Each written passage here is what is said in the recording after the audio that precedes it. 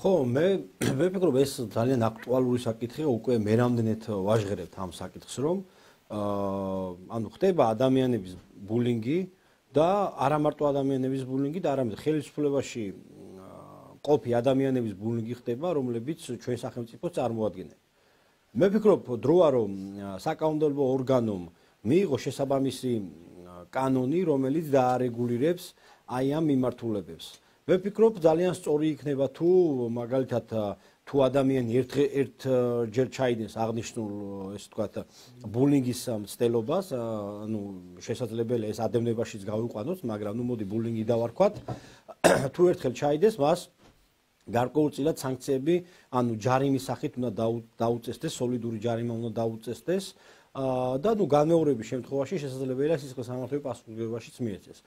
აი ესეთი რეგულაციები თუ იქნება, უკვე აღარც კი ექნება სურვილი, რომ რაიმე ფორმით მოხდეს სახელმწიფო მოხელეებზე მსგავსი ადევნება, მსგავსი ბულინგი, მსგავსი შეურაცხყოფა და ნუ ყოველას წარმოუდგენელია, როდესაც შენ ქართული ოცნების აღმასრულებელ თავმჯდომარეს უწოდებ, რომ ხარ მონა, ხარ რუსეთის მონა და ანუ შეურაცხყოფას აყენე. მე აი ესეთი რაღაცეები კატეგორიულად უნდა იყოს, ესე ვთქვა, იმპერატიულად უნდა იყოს დაჟადი ქმედება. და ესე არ უნდა იყვნენ მიშვებულები, რომ ამ ადამიანებს არ უნდა ქონდეთ განცდა, რომ მე რა მოხდა, თუ მაგალითად სადარბაზოსთან დახვდებიან, თუ თვითმფრინავში დახვდებიან, ან საჯარო სივრცეში დახვდებიან და მსგავსად ესე ვთქვათ მოიქცევიან.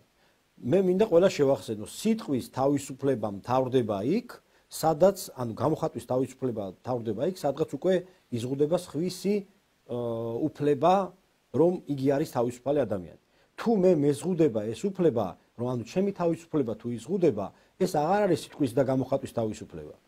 არაერთი პრეცედენტული გადაწყვეტილებები არსებობს, თუნდაც ეგრეთ წოდებული სტრასბურგის სასამართლოს მიერ, ასევე ჩვენში და სამართალწარმოებაში გულისხმობ პირველ, მეორე და მესამე ინსტანციის სასამართლოებში.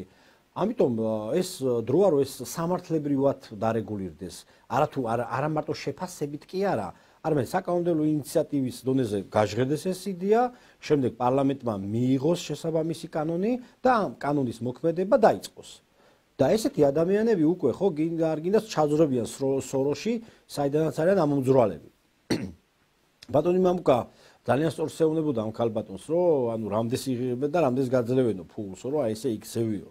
და იმ ქალბატონს ხოთაშორის ამ კითხვას ფული ესა არის და პასუხის გაცემაზე თავი არის და ეს სწორედაც იმიტომ არის და რომ ესეთი ადამიანები ხშირ შემთხვევაში არიან დავალებულები, არიან რაღაც ანგარიშვალდებულები, ეს ფინანსური ვალდებულება იქნება თუ სხვა.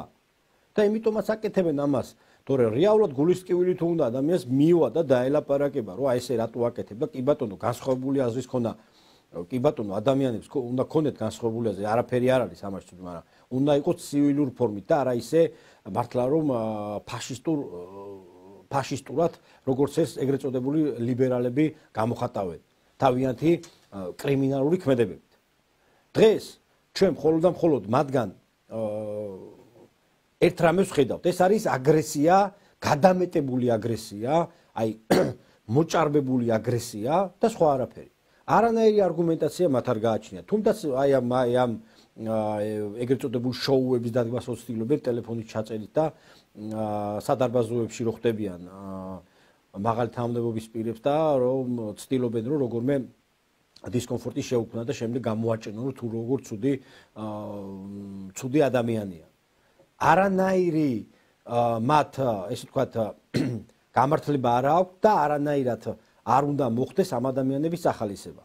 მათი ამოცანა არის მხოლოდ და მხოლოდ იმის, რომ გაბოროტებულები და დამძაფრულები ამყოფონ საზოგადოება.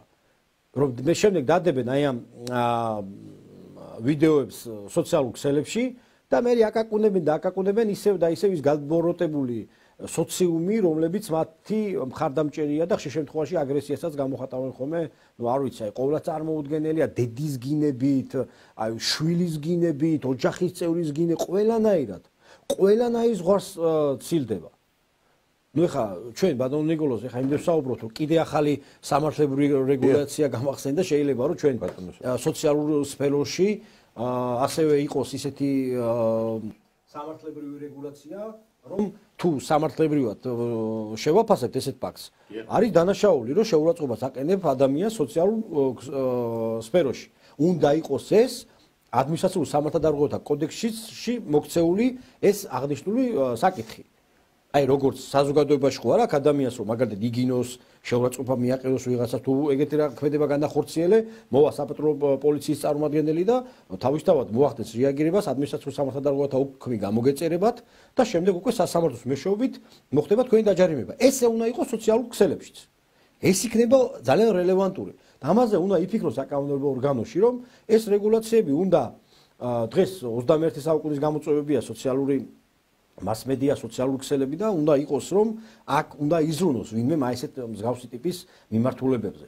წინააღმდეგ შემთხვევაში ჩვენ სულ ყოველთვის მაშინ გვექნება ისეთი განცდა რომ აი ეს ანარქია, იმიტომ რომ ერთ ადამიანს თუ შეუძლია რომ დააბულინგოს ადამიანი, მე მეორეს უჩნდება აი ადევნებაზე მაგალითად ადამიანს აკავებენ. თუ მაგალითად დარეკავს ვიღაცა, ნუ ხშირ შემთხვევაში კაცს აკავებენ ხოლმე, ქალს არ აკავებენ, ქალი თუ დარეკავს რომ კაცი ამედევნა და აი მაგალითად სამსახურიდან სახში გამომყვა, უკვე ადევნებაა და პირდაპირ მუხლი არსებობს. და ეგ იგივე ადევნება არ არის რომ კაცს რო ეხა ქალი აედევნა მაგალითად, იგივე არ არის ადევნება ხო ადევნება. ამიტომ ეს უნდა იყოს კაცრად რეგულირებადი და კაცრად კონტროლირებადი. წინააღმდეგ შემთხვევაში ესენი არ გაჩერდებიან. ფაქტია რომ მათ ამოძრავებთ უაღრესად დიდი შური და ბოღმა. მართლა ბატონ ნიკოლოზ თქვენ სწორედ აღნიშნეთ რომ რას დაამსგავსა ბატონმა ბიძინა ივანიშვილმა ეს ადამიანები. ეხლა ხანს თქვენის ნებას მეორე თემაზე გადავალ. ეხლა ხანს ჩვენი ოქროს ადამიანი, ოქროს ბიჭუნას როგორც ეძახიან, ბატონი დიახ ლაშა ბექაური, ორი გზის ოლიმპიური ჩემპიონი წარმოიდგინეთ, რის გამო დააბულინგეს და რის გამო უწოდეს მას, რომ არის სამარცხვინო, არის კანონდარღვევი, არის რავი კრიმინალი და ასე შემდეგ, რომ ადამიანმა რა ქნა. ადამიანს ყავდა ბოკვერი, ანუ ლომის ბოკვერი ყავდა და ამ ლომის ბოკვერზე ეფერებოდა, ანუ აი ძალიან თბილად ექცეოდა. და ატყდა ერთი ისტერიკა, ვინც იურისპრუდენცია იცის, ვინც არ იცის იურისპრუდენცია, რომ თითქოს და ლაშამ ჩაიდინა დანაშაული, თითქოს და იგი უნდა დაიჭირო, როგორ ბედავს ამას და რა გააკეთებინეს ამ კაცს, იმხელა ესე ვთქვათ ღვარცოფი წამოვიდა შურის და ნეგატივის ნიაღვარი ისეთი წამოვიდა რომ ამა ეს ადამიანი მივიდა და ზოპარკში ჩააბარა ეს ბოკვერი. და ჩემთვის ყოველას წარმოუდგენელია, აი მისვავ, აი ხალხო თქვენ მისვავთ კითხვას.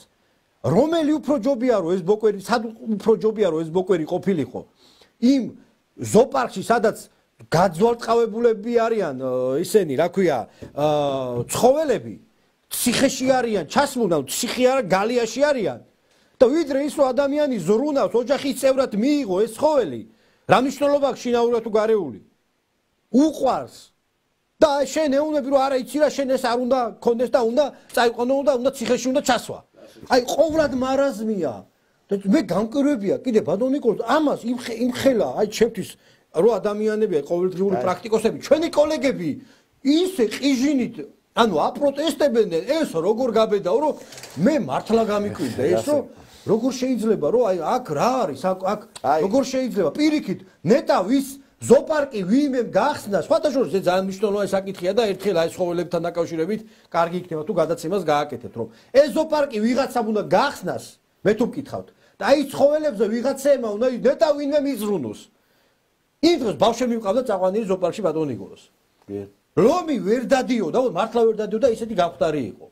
ამას ვიძახი გულწრფელად, აი ხა ეს თემა რო არ ყოფილიყო ამაზე რომ ესაუბრა, არ იქნებოდა აქტუალური. ხათა შორის აი ბოდიში და აქედან გამომდინარე ხალხო, ცოტა დაფიქრდით, ანალიზი გააკეთეთ, ნუ ხართ რაღაცა პერო გაყრილი საზოგადოების, რა ქვია, აყოლილები და რაღაც ერთი იტყვის და ყველა რომ მიყვებით, სად მიყვებით, ყველა ცოტა ანალიზი და კრიტიკა ისწავლეთ და ტაში რო დაუკარით, რომ ეს ბოკვერი აღმოჩნდა სად უფრო ცუდ მდგომარეობაში.